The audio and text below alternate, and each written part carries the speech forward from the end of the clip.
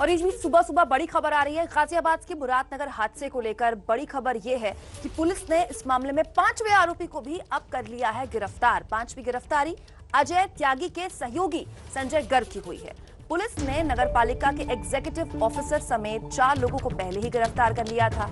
उधर मुख्य आरोपी ठेकेदार पुलिस के सामने घूस देने की बात कबूल चुका है। उसका कहना था कि टेंडर 50 लाख का था, जिसमें उसने करीब 12 से 13 लाख का 16 लाख के करीब का घूस दी। नगर परिषद दफ्तर में घूस देने की बात उसने बकायदा कबूल ली है और बकायदा उन लोगों के नाम बताए हैं जिसमें 16 लाख की घूस जिन लोगों में बटी है। ये पूरा टेंडर 50 लाख का था। मुरादनगर हादसे में 5वां आरोपी संजय गर्ग गिरफ्तार कर लिया गया है, जो ठेकेदार का नजदीकी था। इस खबर पर पल का अपडेट भी हम आप तक पहुंचा रहे हैं। मुरादनगर हादसे घोटाले का बड़ा खुलासा। सिस्टम में सौदेबाजी की भेंट चढ़े निर्दोष। कमीशन खिलाने के चक्कर में गिर गई छत। शमशान की सौदेबाजी का पैसा ऊपर तक पहुंचा। गाजियाबाद के मुरादनगर हादसे के बाद लोग गुस्से में हैं। 25 लोगों की मौत हुई है, 25 लोग मरे हैं। जैसे ही मुख्य आरोपी बिल्डर अजय त्यागी को लेकर पुलिस जिला अस्पताल पहुंची, एक महिला ने उसके सिर पर चप्पल दे मारा। एक बार नहीं, 2 बार। 25 लोगों की मौत हुई है, 25 लोग मरे हैं। मुरादनगर हादसे में करीब 25 लोगों की मौत हो गई थी। सवाल उठ रहे हैं कि भ्रष्टाचार और घूसखोरी की भेंट चढ़े शमशान घाट की इमारत में चढ़ावा कहां तक पहुंचा। ऐसे कमीशन खोरी की बात खुद मुख्य आरोपी अजय त्यागी भी कबूल कर चुका है। ये बिल्डिंग गिर गई है, 25 लोगों की मौत हो गई है, उसके बाद कुछ कहना चाहेंगे? कमीशन खोरी का खेल है इसमें नहीं है। देखिए 22 से 30% के कमीशन की आपने बात स्वीकारी है पुलिस के बयान में। जी जाता था कमीशन जी। कमीशन किसको जाता था कमीशन? वो सबको पता है। अजय त्यागी ने कमीशन की बात कबूली, लेकिन किस किस तक कमीशन पहुंचाने वाले सवाल पर चुप्पी साध ली। कहा कि सबको पता है कि कमीशन कहां जाता है। तो सवाल है कि शमशान घाट की बिल्डिंग के निर्माण का पैसा किस किस तक पहुंचा।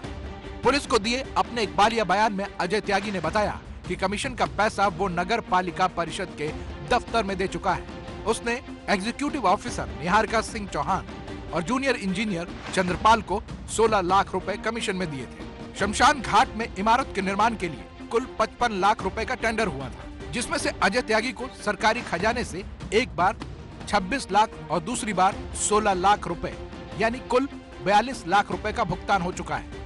नगर पालिका से अजय त्यागी के साठगांठ वाले बयान के बाद पुलिस नगर पालिका परिषद के कर्मचारियों के खिलाफ भ्रष्टाचार अधिनियम की धाराएं बढ़ाने की बात कह रही है। अब अगर अजय त्यागी के बयान पर भरोसा किया जाए तो सोचिए, सबसे कम कीमत 55 लाख पर जब टेंडर हुआ, जबकि 16 लाख रुपए अजय त्यागी ने घूस में ही दे दिए। बदले में उसे 42 लाख मिले तो उसके पास बचे 26 लाख रुपए। इसमें से उसे मुनाफा भी कमाना था और इमारत का निर्माण भी। तो उसने कैसी इमारत बनवाई होगी।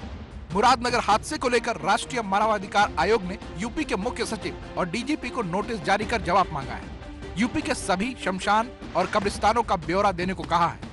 पुलिस ने इस मामले में 5वीं गिरफ्तारी की है। बिल्डर अजय त्यागी के सहयोगी संजय गर्ग को भी गिरफ्तार किया है। इससे पहले पुलिस ने ठेकेदार अजय त्यागी, अधिशासी अधिकारी Niharika Singh Chauhan, junior engineer Chandrapal, supervisor Ashish को गिरफ्तार किया था। गिरफ्तार सभी आरोपियों को जेल भेज दिया गया है। उधर मुरादनगर नगर पालिका के अध्यक्ष दावा कर रहे हैं कि कोई भी दोषी नहीं बचेगा। देखिए, ये टेंडर प्रोसीजर जो है, ये ई टेंडर के द्वारा ये टेंडर अलॉट हुआ था और ई टेंडर जो होता है वो किसी के हाथ में नहीं होता। तो इस प्रोसीजर में मैं क्या कोई भी इन्वॉल्व नहीं हो सकता।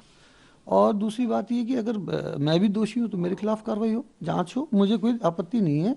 और लेकिन इतनी बड़ी घटना है, इस घटना में जो भी दोषी हैं उनके खिलाफ जांच होकर कार्रवाई होनी चाहिए। लेकिन समाजवादी पार्टी इस पर सवाल उठा रही है। समाजवादी पार्टी ने जांच के लिए 9 सदस्यों की कमेटी बनाई है। जांच कमेटी के सदस्य 7 जनवरी को पीड़ित परिवारों से मिलेंगे।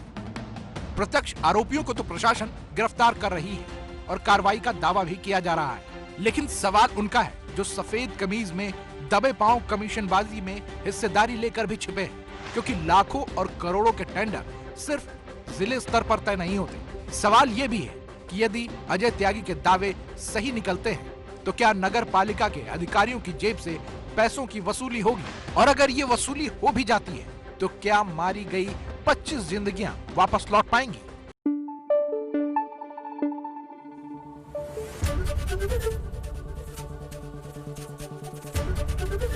एबीपी न्यूज आपको रखे आगे।